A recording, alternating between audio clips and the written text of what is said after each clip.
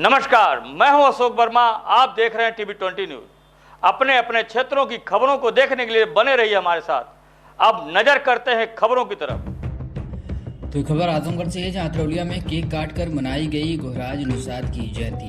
आपको बता दें कि नगर पंचायत के एकलव्य नगर में वीरेंद्र निषाद की अगुवाई में महाराजा गुहराज निषाद की जयंती बड़े ही धूमधाम के साथ मनाई गई।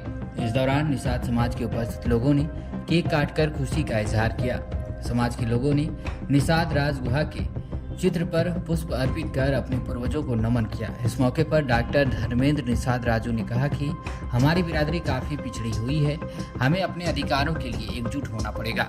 उन्होंने आह्वान किया कि उठो और जागो और महापुरुषों के बताए मार्ग पर चलने का संकल्प लो।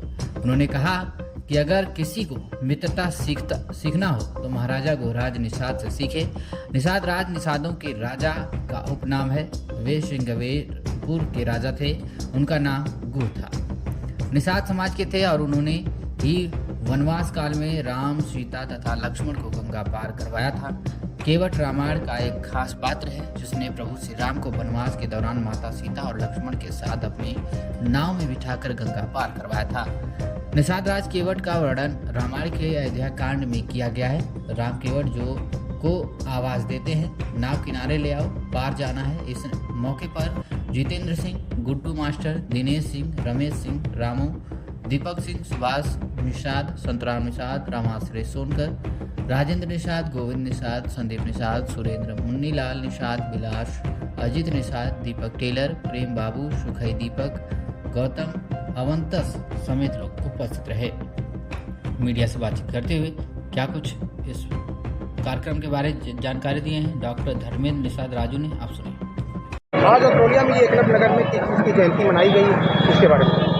आज इस एकलव्य नगर में हम लोग भगवान महाराज निषाद राज गुह का जन्मदिन मनाए हैं और बड़े धूमधाम से मनाया जाता है विगत वर्षों से, और इस वर्ष भी बड़े ही हर्षोल्लास के साथ हम लोग मना रहे हैं, जो कि इनको मनाने का अधिकार हमें सुप्रीम कोर्ट ने दिया था, जिसके अनुपालन में हम लोग प्रायः प्रतिवर्ष 5 अप्रैल को महाराजा निषाद गुहराज की जयंती मनाते हैं।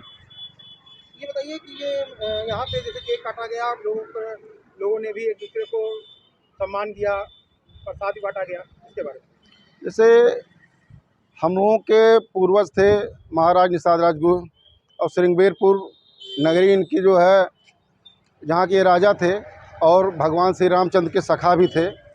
तो इतने बड़े महापुरुष हैं ही कि जिनका व्याख्यान हम लोग करते करते थक जाएंगे, लेकिन उनकी खूबियों के बारे में नहीं बता पाएंगे। जैसा कि हम लोग ये भी जानते हैं कि जो श्री राम भगवान के भक्त थे, साथी भी थे, तो कितनी बड़ी महिमा उनकी रही होगी, जो भगवान श्री राम के साथ रहते थे और उनके साथ अयोध्या भी रहते थे, बाल सखा थे। और हम लोगों के उत्थान के लिए जो सरकार ने यह निर्णय दिया कि आप लोग 5 तारीख को मना सकते हैं अपना निषाद राज जयंती, तो हम लोग बहुत ही आह्लादित और उत्साहित रहते हैं कि 5 तारीख जो हम लोगों के लिए जीवन में एक नया संचार लेके आता है, जिससे हमारा समाज दिन प्रतिदिन उत्तरोत्तर वृद्धि करता जा रहा है।